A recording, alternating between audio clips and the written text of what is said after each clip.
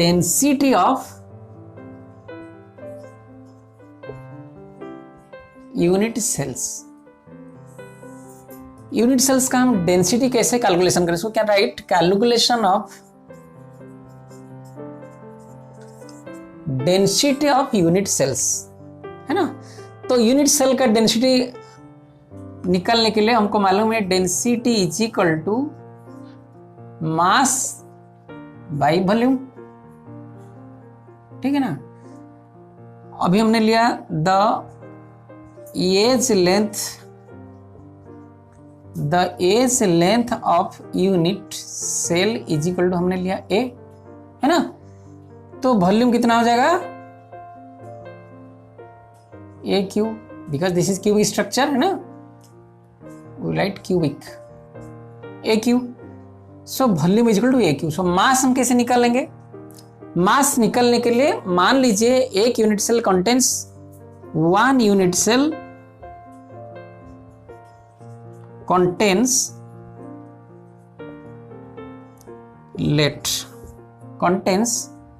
number of atoms is equal to z। एक unit cell में मान लीजिए z एटम्स हैं and the mass of an atom is equal to small m। So mass of the unit cell कितना हो जाएगा? So mass of the unit cell कितना हो जाएगा? m into z. उसमें मान लीजिए जेड नंबर ऑफ एटम्स है और एक एटम का मास m है, तो टोटल मास कितना हो जाएगा? m into Z. तो हम डेंसिटी कितना लिख सकते हैं? So density is equal to mass हो गया m into Z divide by A Q.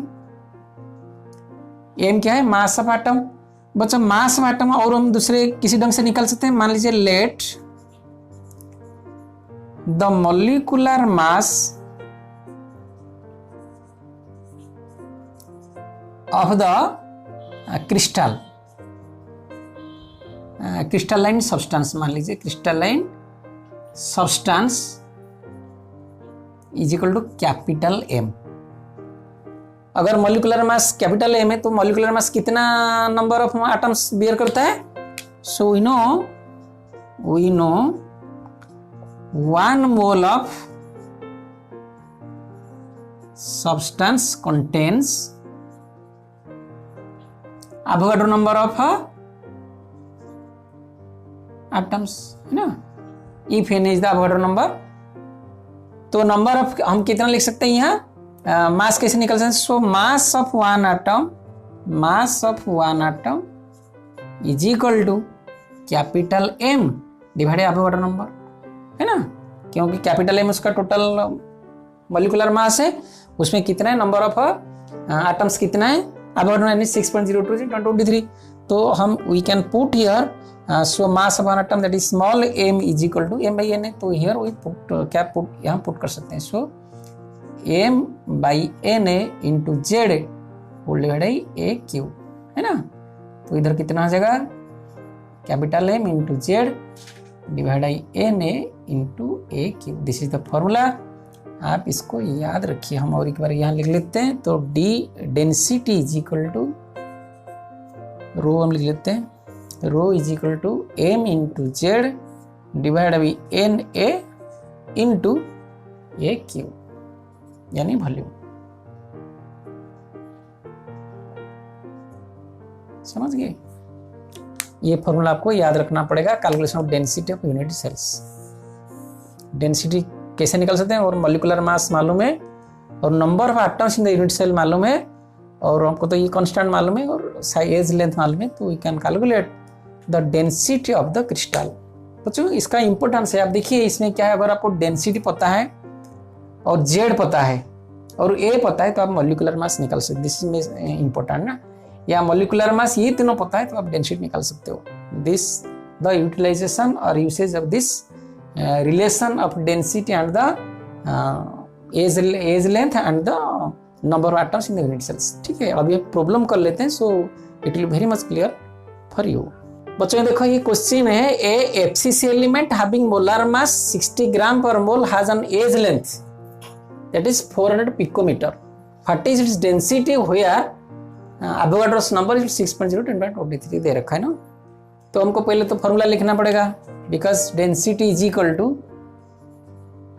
Molecular mass into Z divide by Avogadro's number into volume यानी ए क्यू। तो गिवन डाटा हमारे गिवन डाटा के क्या दे रखा है, a is equal to 400 picometre. 400 picometre is equal to 4 into 10⁻8 centimetre. आप इसको याद रखिए, 4 इंटू 10⁻8 सेंटीमीटर। हमने सेंटीमीटर कन्वर्ट कर दिया क्योंकि डेंसिटी हम लिखेंगे ग्राम पर सीसी, ठीक है ना। अब उसके बाद क्या है, इसका मॉलिक्यूलर मास ग्राम में दे रखा है, तो molecular mass is equal to यानी capital M is equal to that is 60 gram per mole. यहाँ जेड इज इक्वल टू कितना, z is equal to this is FCC structure, z is equal to 4 कैसे 6 side into 1/2 plus 1/8 into 1, यानी 6 side में आधा आधा होगा तो 3 हो जाएगा, प्लस 8 कॉर्नर में 1/8 कितना हो जाएगा 1 हो जाएगा, तो कितना हो जाएगा ये 4। सो जेड इज इक्वल टू 4। और क्या बचा है, एन ए दे रखा है, N A is equal to 6.02 into 10⁻23। समझ गए। तो हम यहाँ वैल्यू पुट कर देंगे, M is equal to 60, Z is equal to 4 divide N 6.02 into 10⁻23, volume कितना हो गया 4 into 10⁻8 whole cube is equal to 6.24 gram पर cc, that is density. So ये बच्चे आपको सॉल्व करना पड़ेगा, दिस नीड्स प्रैक्टिस। आप हमारा दूसरा वीडियो देखिए, the tricks to solve the find out the final value. आपको पता चल जाएगा आप कितना जल्दी इसको निकाल सकते हो, ठीक है।